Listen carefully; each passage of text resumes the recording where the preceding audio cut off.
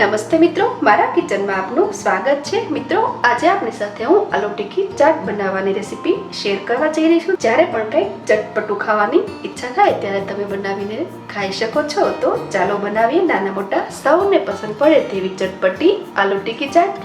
મિત્રો, આવી અવનવી રેસીપી જોવા માટે મારી ચેનલ સબસ્ક્રાઇબ કરીને બાજુમાં આપેલ બેલ આઇકોન પ્રેસ કરી લેજો, જેથી તમને મારી નવી રેસીપીના નોટિફિકેશન મળતા રહે।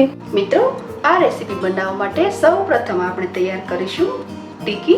તે માટે મેં લીધેલ છે 400 ગ્રામ બટેટા, જેને બાફીને છાલ ઉતારીને પેસ્ટ કરી લીધા છે। સાથે જ એડ કરીશું બ્રેડ ક્રમ્સ, જે મેં અડધો કપ જેટલા લીધેલ છે, મીઠું સ્વાદ મુજબ, ચપટી હળદર પાવડર, 1/2 ટેબલસ્પૂન ધાણા જીરું, 1/4 ટેબલસ્પૂન ગરમ મસાલો, 1/4 ટેબલસ્પૂન ચાટ મસાલો, 1 ટેબલસ્પૂન આદુ મરચા અને લસણની પેસ્ટ। તમે લસણ અહીં સ્કીપ કરી શકો છો। તેમજ 1/2 ટેબલસ્પૂન લીંબુનો રસ। મિત્રો, લીંબુનો રસ અહીં ઓપ્શનલ છે। હવે આ બધું હાથથી સારી રીતે મિક્સ કરી લઈએ।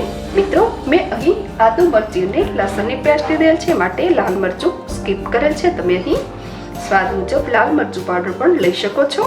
તેમજ બાઇન્ડિંગ માટે મેં અહીં બ્રેડ ક્રમ્સ લીધેલ છે, જેના ઓપ્શનમાં તમે ચોખાના પૌવા પલાળીને પણ લઈ શકો છો।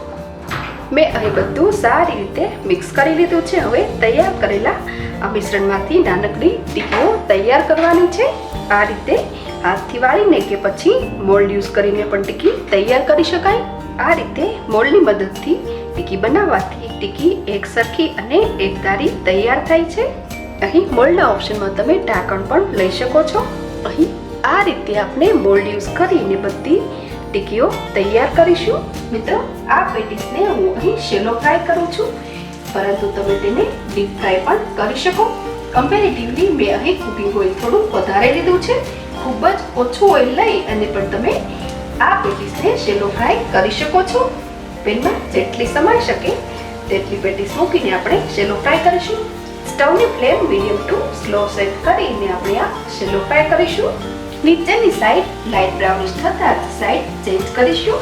આ પેટીસની નીચેની સાઈડ પણ લાઇટ બ્રાઉનિશ કલર આવતા જ આ પેટીસને હું એક સ્ટીલની પ્લેટમાં લઈ લઉં છું। મિત્રો, તો અહીં આપણી બધી ટીકી બનીને તૈયાર છે। હવે આપણે આ ટીકીને સારી રીતે સર્વ કરવાની છે, કારણ કે ભોજનને બની ગયા બાદ તેને સારી રીતે સર્વ કરવામાં આવે તો જોઈને જ ખાવાની ઈચ્છા થાય। તો સૌપ્રથમ એક પ્લેટમાં હું અહીં લઉં છું ટીકી। હવે તેના પર સૌપ્રથમ મીઠી ચટણી એડ કરીશું। મિત્રો, મીઠી ચટણી બનાવવાની 2 રેસિપીઝ મેં મારી ચેનલમાં શેર કરેલી છે। હવે ગ્રીન ચટણી,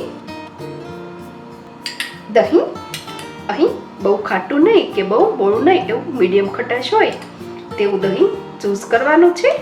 નાયલોન સેવ, બારીક કાપેલા ટમેટા, કાંદા, દાડમના દાણા, લીલા મરચા, બારીક કાપેલા કોથમીર। હવે તેના પર હું સ્પ્રિંકલ કરું છું ચાટ મસાલો, જે આ રેસીપીને સરસ ચટપટી બનાવે છે। શેકેલ જીરાનો પાવડર, લાલ મરચું પાવડર। મિત્રો, અહીં આપણી ટેસ્ટી અને ચટપટી એવી આલુ ટિક્કી ચાટ બનીને તૈયાર છે। જ્યારે પણ ચટપટું ખાવાની ઈચ્છા થાય તો તમે એકવાર ચોક્કસ બનાવજો। ખૂબ જ ટેસ્ટી બને છે, તમને ખૂબ જ પસંદ પડશે। મિત્રો, મારી આ રેસીપી સારી લાગે તો લાઈક કરજો, શેર કરજો અને અપડેટ્સ માટે ચેનલને સબસ્ક્રાઇબ કરી લેજો।